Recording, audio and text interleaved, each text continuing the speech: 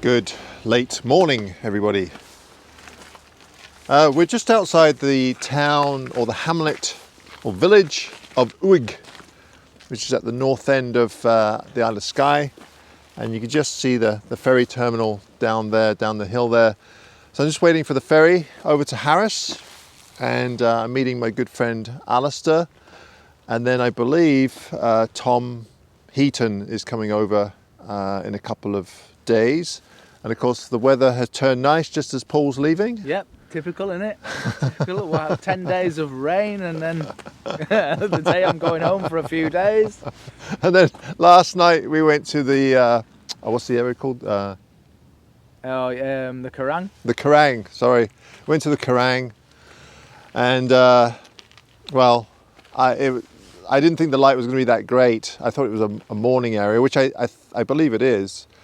But so I didn't bring my camera. I just brought my cell phone, and of course the light was magnificent. Yeah, quite nice. So I took some cell phone shots, nice shots on my phone. But yeah, I didn't take my camera, so yeah, a bit embarrassed about that one. Anyway, that's such is life, you know. Never mind. Maybe go back, when I pick you up again. Yeah, we might. So Paul is going to come back and pick me up from the ferry in 3 or 4 days, and then we're going to continue our trip around Scotland. So we'll probably spend a couple of days here on the Isle of Skye, and then make our way back towards the Torridon area, because there's a number of things I want to photograph out that way. We did get some good photography in, but the weather was, well, it was interesting. Actually, we were really lucky considering the weather was pretty bad, but there were clearings, so we did manage to get some photographs in. Yeah, for sure, definitely. Anyway, so just going to pack our stuff and head down to the ferry, and hopefully Alister will be there to meet up with me.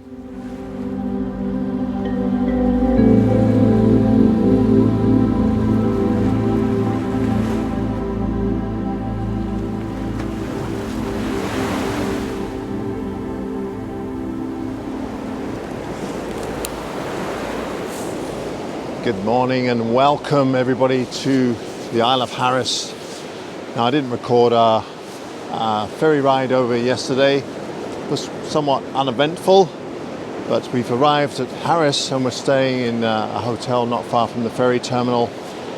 What a beautiful place. It's stunning here. These wonderful beaches and the rocks has a very hard to put my finger on it, but everything's very simple, very clean looking, and the colors are just so unusual, very pastel. Just the blues in the ocean with the slight yellow in the sand, and the rock formations jutting out every now and then. I must admit, I'm having a little bit of a hard time finding comps. I haven't really photographed in this type of environment before. Right now I'm just kind of concentrating on these rocks here. Alister was photographing this section here, so I kind of took over his composition after he left. But now I'm, rather than shooting across and looking at the landscape, I'm actually just shooting down, because we have these wonderful black sand mixed in with the beige sand, and it's forming these just beautiful patterns between the rocks. It's just more or less a pattern shot to start the day off. I did take a landscape earlier, but the sun hadn't even come up yet, so it wasn't that great. Looking this way is stunning, but it's really hard to kind of figure out some kind of composition. I'm having a hard time anyway.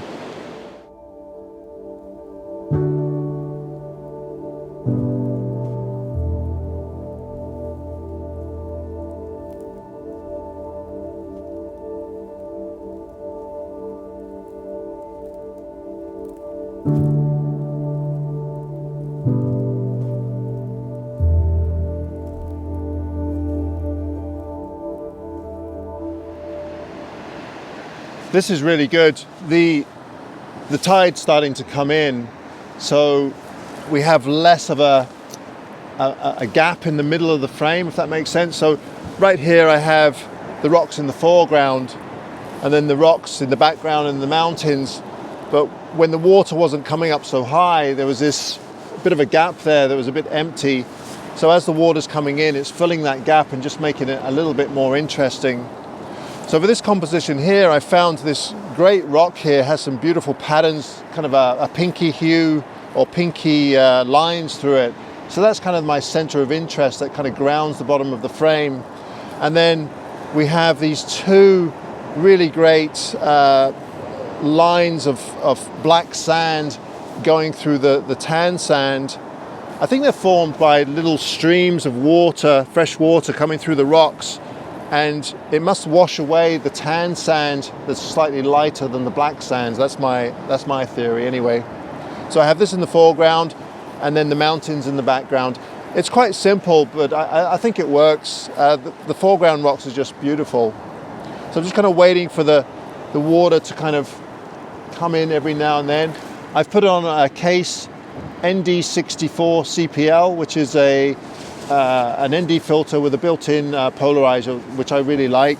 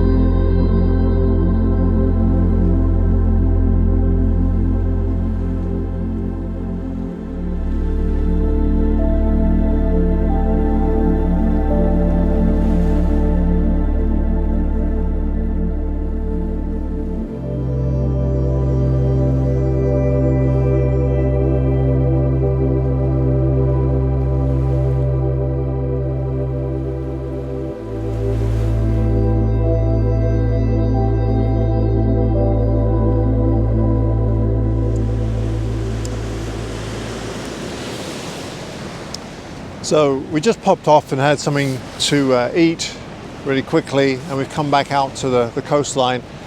And from my understanding, the coastline is somewhat nicer to photograph, or certain sections of it, when the tide's up. So the tides come in, and it certainly is more dramatic. There's some big waves coming in, as you can see, waves like this one here, and they're all crashing up on these rocks down below.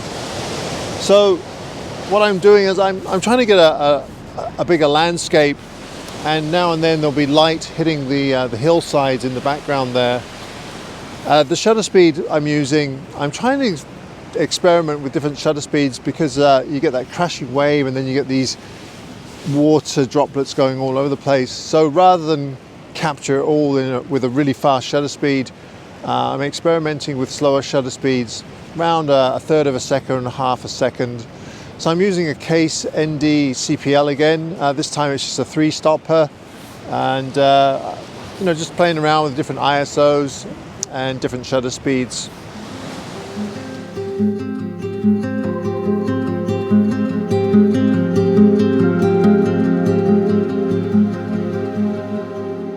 Okay, Okay, now for this shot here, I cheated a little bit because I ended up taking elements from two different shots and combining them into one. And the reason why I did that is because there were certain things that I liked about the waves in one shot, but then they were missing in the other shot, so I just ended up combining them together.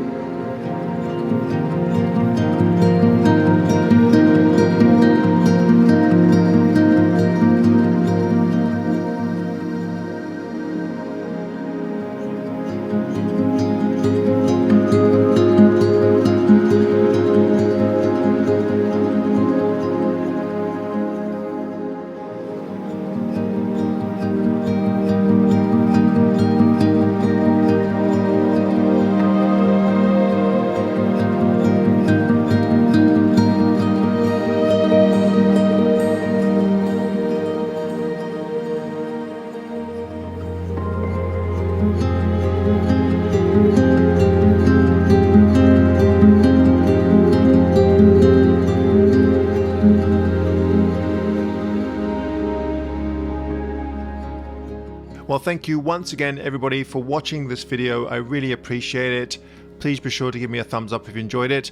And also, before I leave you, I still have some copies of Quiet Light, my third printing, available at Kozu Books, along with a few copies of Aspen, a zine of work that I photographed last autumn in the Canadian Rockies. So go check those out at kozubooks.com. All right. Till next time, bye-bye.